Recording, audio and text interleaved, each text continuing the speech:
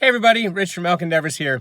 Hey, today I wanted to talk to you about how you can unchain yourself from your doubts. But before we get started with that, I wanted to talk about, let you know that I would love for you to subscribe to my videos. Please share them if they resonate with you. Hit the like button, hit the subscribe button, and definitely let me know how I'm doing. Drop me a comment, whatever you can do to help me engage and help me serve you the best. So I wanted to talk about affiliate marketing. I'm always talking about affiliate marketing and affiliate entrepreneurship and online business, but I wanted to talk about, I'm continuing to talk about story and how story relates to online business and affiliate marketing and affiliate entrepreneurship, and how you relate to your customers. And that's the biggest thing is becoming relatable and becoming a person that people want to hear from.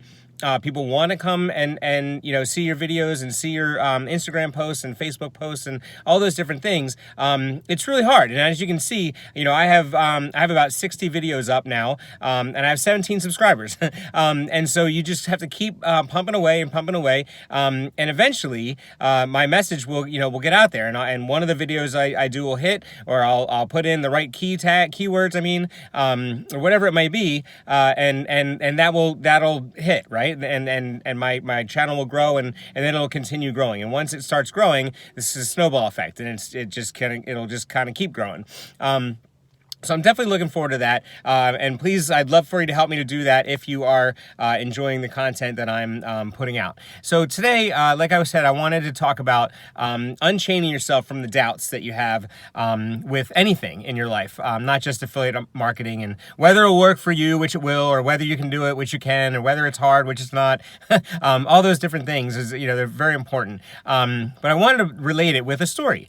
So when I finished college, I was in a fraternity. And at the end of the senior year, everyone came to the lodge. We didn't have a house; we had a lodge, and all the seniors got to talk for. It was an inordinate amount of time. So it started out at like 3 o'clock in the afternoon, and people went till 3 o'clock in the morning, and people fell asleep, and it was just people talking about their experiences. And some people, they just got up and said thank you, and some people talked for 3 hours, right? And so one of the things that had happened was there were two guys, Doug and Ricky, and Doug was on the cross country team, and I didn't much care for Doug, but Ricky was also on the cross country team, and I didn't really know this until later. Actually, I think it might have been that night. He was on the cross country team, but during our sophomore year, he had a really bad accident playing basketball and broke his leg, and so he had to quit the cross country team because he wasn't able to run to the level that someone who runs cross country needs to be able to run at, and so. He might have even lost his scholarship. I don't know, but anyway, during his end of the year speech, he said that he was going to run a marathon. And after he had broken his leg and everything, it was his goal in life to run a marathon. And that was something that I was like, oh wow, And to me, like I didn't really care about running marathons. I was a runner. I'd started out in ROTC, but I really wasn't like ever thinking about running a marathon. And partly because the only person I had ever seen or really ever knew that not really like the only person I had ever known to run a marathon in terms of people that I know, I'm sorry, I'm getting confused. The only person I ever knew myself to run a marathon was my Uncle Bud. And my Uncle Bud was a Navy SEAL. So, it wasn't something that I really felt compelled to do, and when I saw him run it, it didn't look like he was miserable. I mean, he just looked horrible, and he was sick, and I just never really appealed to me. So at any rate, so Ricky says that he wants to run a marathon. So then 2 hours later, or whatever it was, Doug gets up, the guy that was on the cross country team for 4 years. He gets up and he tells Ricky that he'll never run a marathon. And I was like, who does that? Who would ever do that? Who would say that? And I couldn't believe it. And I don't know what my friends' thoughts were or what, but I was appalled. It wasn't because I was like, I didn't I hardly knew either of them, but I knew I didn't really like Doug, and that didn't didn't do anything, didn't help that fact. But anyway, it was just really appalling, and I felt horrible for Ricky, and I don't know how he felt about it, but it was really like strikingly bad for me. So anyway, fast forward a couple years, and I was in the Army, and people started throwing around, like I was running a lot, and I started running races, and you sort of progress. Like I ran a 10K, and then I ran like a 9K because they had that in Jacksonville, Florida, and then I ran a half marathon, and then I was like, well, the next step. So I decided that I was going to try to run the Jacksonville Marathon, and that was the key point. I was going to try. And so I went down to Jacksonville with two of my friends and a couple of my soldiers, and we all started, and I tried to run the Jacksonville Marathon. And guess what happened? I failed. I didn't make it.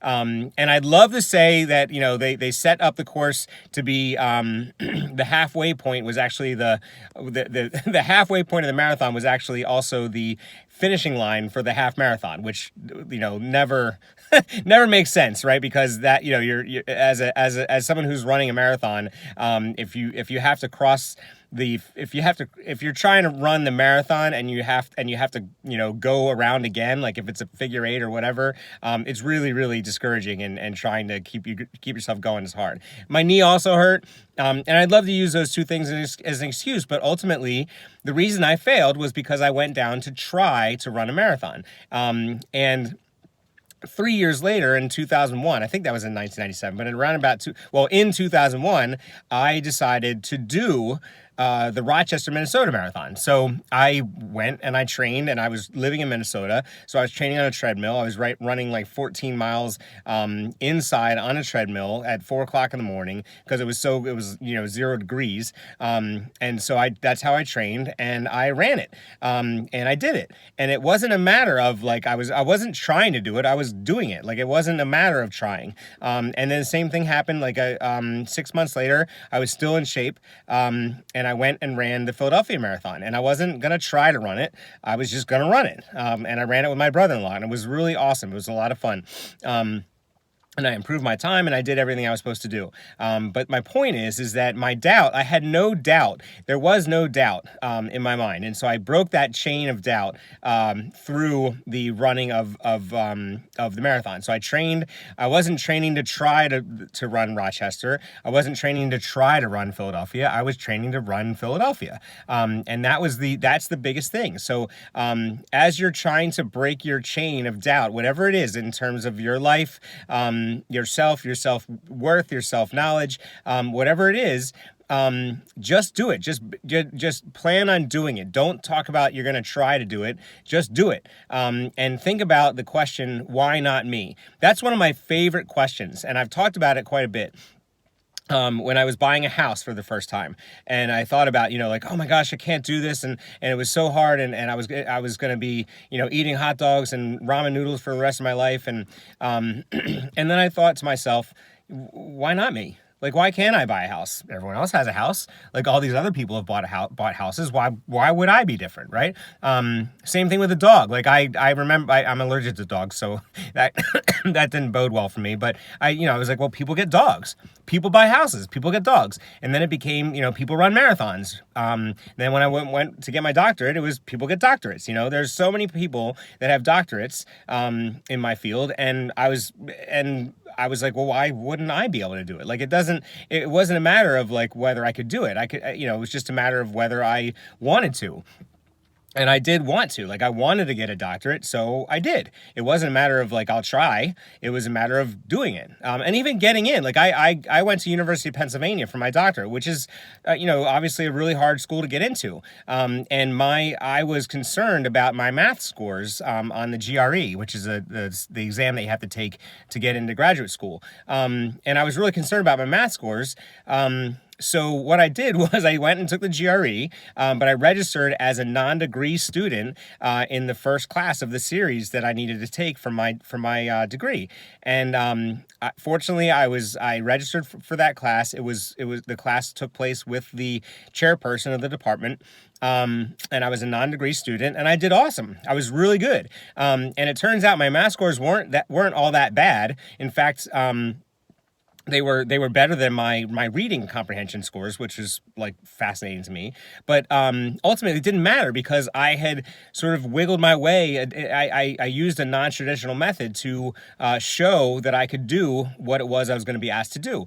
So I knew I had the writing skills. I knew I had the thought skills. I knew I had the analytical skills. It was just a matter of being able to show them. And if my numbers weren't good enough, I would have never been able to show them. But because I have proximity to Philadelphia and Penn, I was able to access as a non-degree student, prove that I could do the work, and then when my GRE scores came in my application, it didn't matter. So, you know, I was accepted. And to me, that just came back to, why not me?